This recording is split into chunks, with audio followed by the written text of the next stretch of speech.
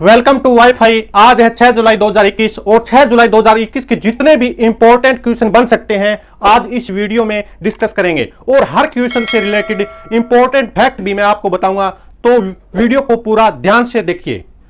मैं आपको बोलता हूं कि डेली मॉर्निंग में उठकर सबसे पहले अपने लिए एक टारगेट फिक्स करो, चाहे छोटा सा ही टारगेट फिक्स करो, लेकिन टारगेट जरूर फिक्स करो और फिर पूरा दिन उस टारगेट को अचीव करने में लगा दो। आपकी लाइफ ऑटोमेटिकली अच्छी हो जाएगी। यह है आज का मोटिवेशनल कोट। बदल जाओ वक्त के साथ या फिर वक्त बदलना सीखो, मजबूरियों को मत कोसो, हर हाल में चलना सीखो। हाल ही में कौन सा देश अंतर्राष्ट्रीय शोध संगठन में शामिल हुआ है? तो मैं आपको बता देता हूं कि भारत के विदेश मंत्री विदेश यात्रा पर गए थे जयशंकर प्रसाद जी। ये है जयशंकर प्रसाद जी। ये ग्रीस देश में गए थे और वहां पर ग्रीस देश को बताया था कि हमारे इंटरनेशनल सोलर अलायंस एक संगठन चल रहा है, उसमें आप शामिल हो जाओ। तो एक इंटरनेशनल सोलर अलायंस जो संगठन है उसमें ग्रीस देश भी शामिल हो गया और इस संगठन की स्थापना की गई 2015 में। और स्थापना के समय भारत और फ्रांस दोनों मिलकर इस संगठन की स्थापना की थी। और हाल ही में एक सम्मेलन हुआ है COP21, वो पेरिस में हुआ है। और इस इंटरनेशनल सोलर अलायंस का जो मुख्यालय है वो गुरुग्राम में है, हरियाणा के। एक इंटरनेशनल एक ऐसा संगठन, अंतर्राष्ट्रीय संगठन जिसका भारत में एक मुख्यालय वो गुरुग्राम में है और इसके महानिर्देशक है वो है अजय जी माथुर। ये है अजय माथुर। इसके अतिरिक्त फैक्ट ये है कि आधुनिक ओलंपिक की शुरुआत है वो ग्रीस देश के एथेंस में हुई और 1896 में। कहां पर? ग्रीस देश के एथेंस में। और भारत का सबसे बड़ा सोलर पार्क दुर्गापुरा यानी वेस्ट बंगाल में है, पश्चिम बंगाल के। Rewa ultra solar mega park की क्षमता कितनी है?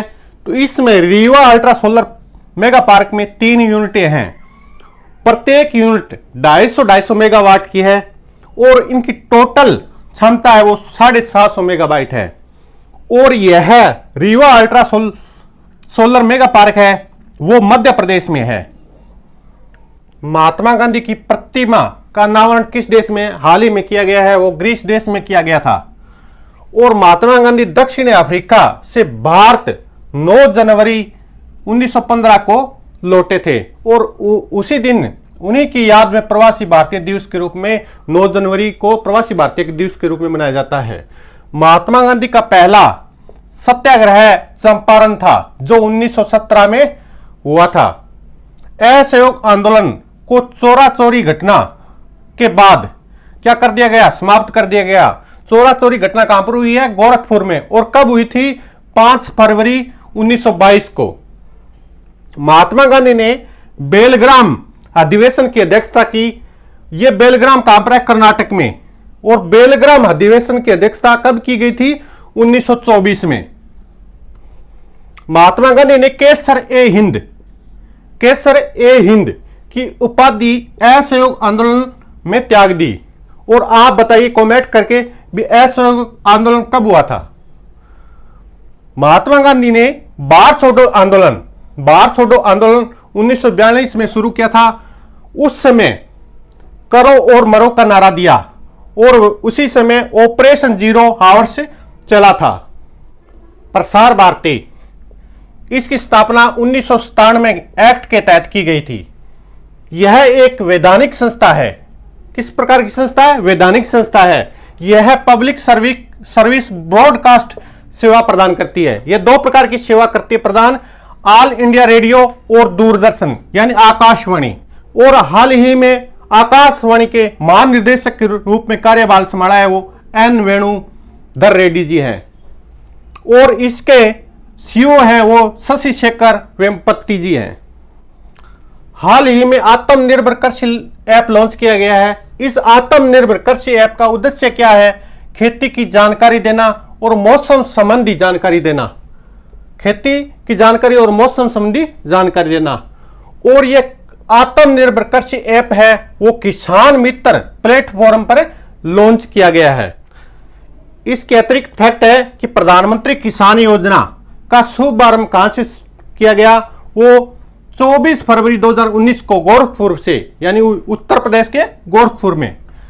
और इस प्रधानमंत्री योजना में किसानों को प्रत्येक वर्ष 6,000 रुपये दिए जाते हैं और वो 3 किस्तों में, 2-2 हजार की 3 किस्तों में।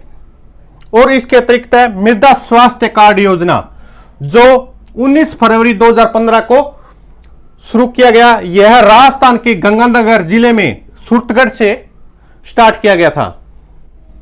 हाल ही में एक हौसला योजना स्टार्ट की गई है, इसका संबंध है जम्मू कश्मीर से।